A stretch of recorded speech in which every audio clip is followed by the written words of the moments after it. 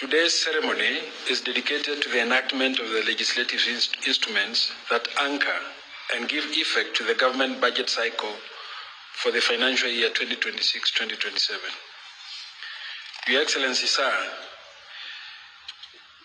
this state ceremony is convened pursuant to Article 115 of the Constitution for the presidential assent to 4 parliamentary bills, whose enactment will further advance the implementation of the administration's agenda.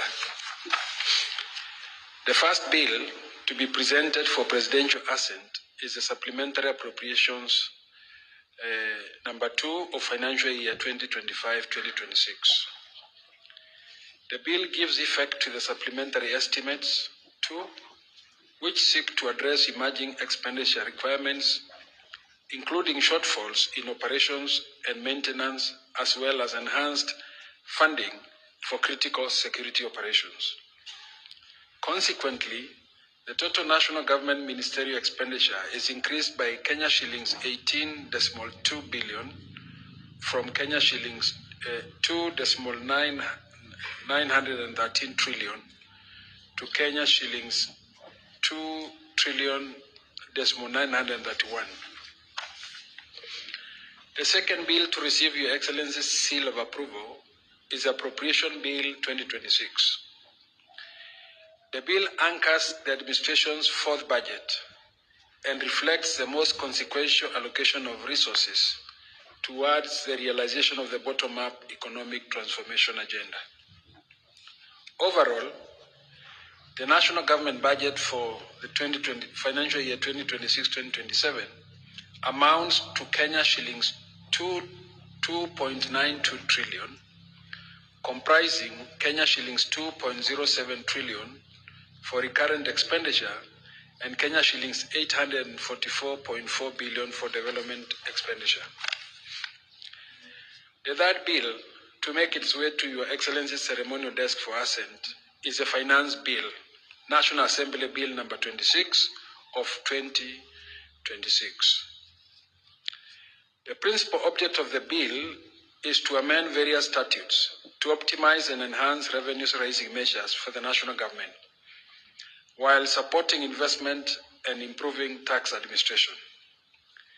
Among its key provisions, the bill provides incentives for manufacturing, public-private partnership projects, and projects under the National Infrastructure Fund.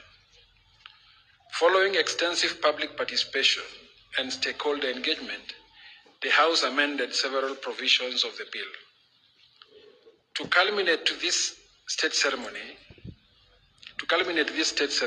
the final bill to receive Your Excellency's assent is the Food and Feed Safety Control Coordination Bill 2023. The bill was passed by the National Assembly with amendments on 23rd August 2023 and later passed by the Senate with further amendments on 21st March 2024, which were transmitted to the National Assembly for concurrence on 25th March 2024. Upon rejection of the Senate amendments by the National Assembly, the bill was committed to a mediation committee under Article 112(2)(b) of the Constitution, leading to a mediation version that was approved by the National Assembly on the 7th of April 2026 and by the Senate on 10th of June 2026. The principal object of the bill is to establish a coherent framework for the coordination of public institutions involved in food and feed safety and provide for the role of county governments in safeguarding food and feed safety across the Republic.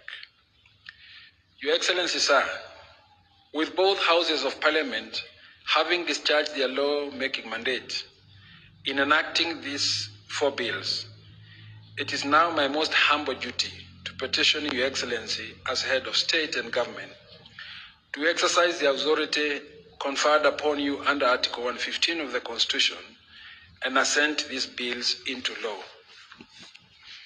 To set the stage for the presidential assent, I seek Your Excellency's kind permission to invite the following members of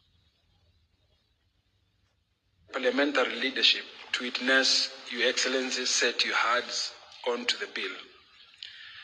His Excellency the Deputy President, His Excellency the Prime Cabinet Secretary, the Speaker of the National Assembly, the Cabinet Secretaries present, the Majority Leader and Minority Party Leaders of the National Assembly, the Chairperson of the Budget, Agriculture and Finance Committees, the whips of both the majority and minority parties, and Senator Oburu can join, the Solicitor General, the Principal Secretaries for Parliamentary Affairs, and the Principal Secretary for Agriculture,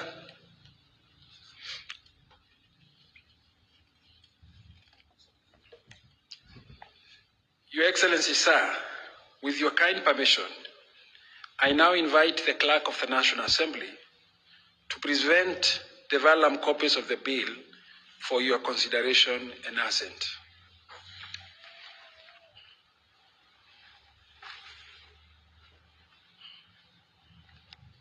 Excellency, good evening.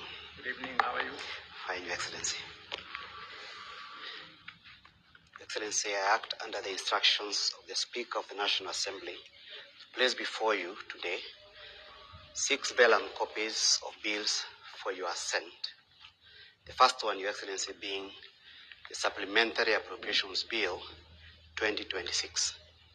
Your Excellency, this bill was introduced in the National Assembly by the distinguished member for Lego Usonga, the Honorable Samuel Atandi, having emanated from the Cabinet. 23rd, Your Excellency. Excellency, this is it's a modest bill. The National Treasury advised the House to make modest changes to the budget for the financial year, which is ending next week on Tuesday, by adding additional capital of only 18 billion to certain areas which had deficiency and which have the capacity to absorb within the next 7 days. Excellency, these areas include monies for payment for pending bills, for the administration of the national exams, which were held last year and others this year, Your Excellency. Therefore, the Ministry of Education will receive 1.5 billion towards that exercise. Your Excellency, there is also funds for payment of pending bills for Mwache Dam, amounting to 2.3 billion, again towards payment of pending bills for the construction of that facility. The bill, Your Excellency, also has an amount of money going towards a Nyota program, particularly for our youth. Again, the National Treasury has divided that money between the Ministry of Youth Affairs and one other ministry, Your Excellency, towards a Nyota program for implementation. Ministry of SMEs, Your Excellency, towards implementation of Nyota program and for absorption by Tuesday next week, Your Excellency. There is also a small amount, Your Excellency, going to the Kenya Broadcasting Corporation towards its international obligation with respect to the ongoing FIFA World Cup and other rights, Your Excellency. There is also a modest amount, Your Excellency, going towards security sector, Your Excellency, to bridge the gap for the few days that are remaining before the end of this financial year. The second bill, Your Excellency, is the Appropriations Bill for the year 2026-2027. This bill, Your Excellency, was also introduced by the distinguished member for Lego Usonga on behalf of the Budget and Appropriations Committee of the National Assembly. They held extensive public participation within and outside the House during consideration of the estimates. Your Excellency, a number of changes have been effected by the committee following those public participation exercise. This bill also actualizes the Divisional Revenue Act, which you assented to only a few days ago, and therefore it divides money amongst the various state departments for the national government, and also provides for funds for the judiciary, which is now currently funded at 30.8 billion, which has gradually risen from 16 billion or thereabout in the year 2022 to the current 30.8 billion in the financial year starting Wednesday next week. There is also funds, Your Excellency, for the legislature, which has also been funded to a tune of 50 billion for the 4 votes of Parliament. Your Excellency, amongst the biggest gainers in the appropriation for the year 2026-2027 is the Ministry of Education and all the sectors under the State Department for Education, including the Teacher Service Commission, Your Excellency. The third bill this evening, Your Excellency, to receive your assent is the Finance Bill 2026. This bill, Your Excellency, was introduced in the House as required under the PFM Act. It was brought initially as a draft by the Cabinet Secretary for National Treasury, who is former minority leader in the National Assembly, Your Excellency. When he came to read the budget, as required by the Constitution, he brought it to the House by 30th of April. Thereafter, it was published before the House went on recess. That recess period, Your Excellency, allowed the House to undertake extensive public participation on the bill. The committee